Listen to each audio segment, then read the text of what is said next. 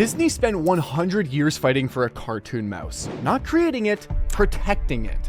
Walt Disney himself was the voice of Mickey Mouse. Now he's a tycoon at the center of a vast business empire. For decades, overpaid armies of suits battled over a character drawn in 1928. They manipulated copyright laws to lock it in their vault. Most people look at that endless courtroom doom spiral and think, corporate greed. But that's too easy. Greed only wants more.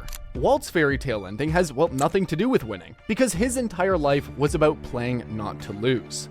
It was just a way to crowd our way into with the competition, you know? The version of Walt Disney sold to us is pure myth. We have been fed a multi-billion-dollar bedtime story about a visionary who believed in magic. It was perfectly crafted, so we never looked too closely at the machine itself. Because in order for Disney to become the machine that we know today, he would have to lose himself to it, over and over again.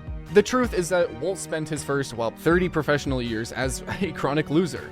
He was naive and he was poor. Disney became a target. He watched, more than once, as smarter, savvier men walked away with everything he built. His studios, his friends, and his ideas.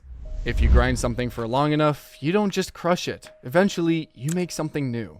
You just had to get in there and you had to make them funnier or better, or I don't know what. The Walt Disney of the 1920s wasn't some billionaire icon. He was only a kid, and the businessmen and grifters of that time saw new ideas and fresh meat.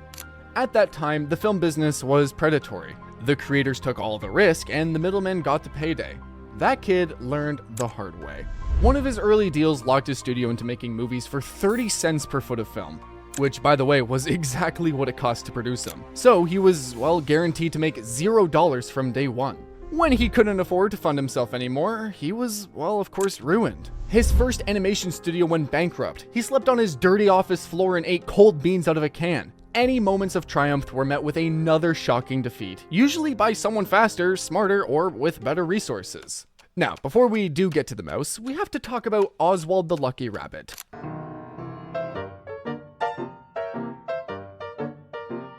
Oswald was a massive hit. For the first time, Walt had a real win away to say, look guys, audiences want what I have.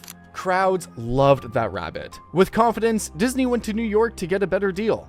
But in New York, instead of a warm welcome, he met a firing squad. Oswald's distributor, Charles Mintz, said that Walt didn't even legally own the rabbit, and if he wanted to keep working on it, Disney should take a 20% pay cut and be grateful. The machine struck again. When Walt refused and went back on his train home to California, he didn't know that Mintz had already bought off Disney's entire animation team. Losing Oswald would eventually teach Walt that ideas are worthless and control is how you finally win, that the only way he could truly beat these guys was to join them. The PG version of this movie would have you believe that Walt wiped his tears and then spin Oswald into Mickey Mouse, right? And it's true that on that train ride home, he and his old friend Ub Iwerks would develop the world's most famous mouse. But the body keeps a score. Pain and disappointment met Walt at every single turn. There were stories of him and his brother using household items in the garage to try to make the sounds for their early cartoons. They literally sold their dad's car to get funding. But they couldn't afford the newer sound systems for Steamboat Willie, so Disney used a cheaper, pirated version. They got sued for that too. His wife would then have a miscarriage. Banks turned him down 300 times. Promoters bribed Walt's closest childhood friends to walk away from him, and Walt himself denied women creative jobs until the Second World War drafted most of young men into the US, and he had to hire women anyway. Then there was that pesky disagreement over who truly created Mickey on the train ride back to California.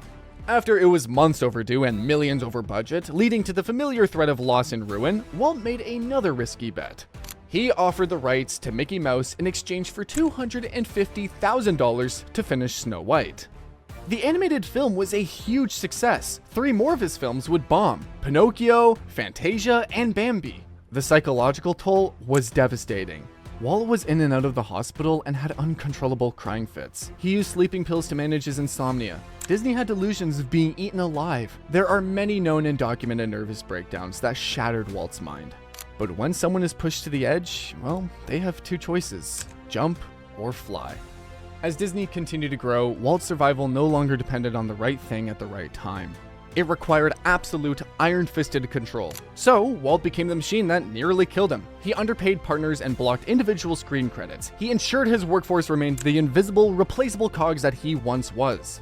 When his exhausted animators hit a wall and went on strike, Walt didn't see a movement for fair wages or reasonable hours. He saw more betrayal. He saw weakness. Disney accused them of being communist sympathizers. He barked orders through a megaphone. Screaming matches erupted in the studio parking lot. Imagine a CEO just rolling up his sleeves to fight his entire team before finally just firing all of them in a rage.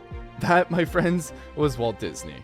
The innocent kid from Missouri was gone. In his place stood a deeply paranoid CEO. Walt had successfully adopted the surgical and brutal tactics of all the people who tricked, cheated, and worst of all, underestimated him to have the last laugh.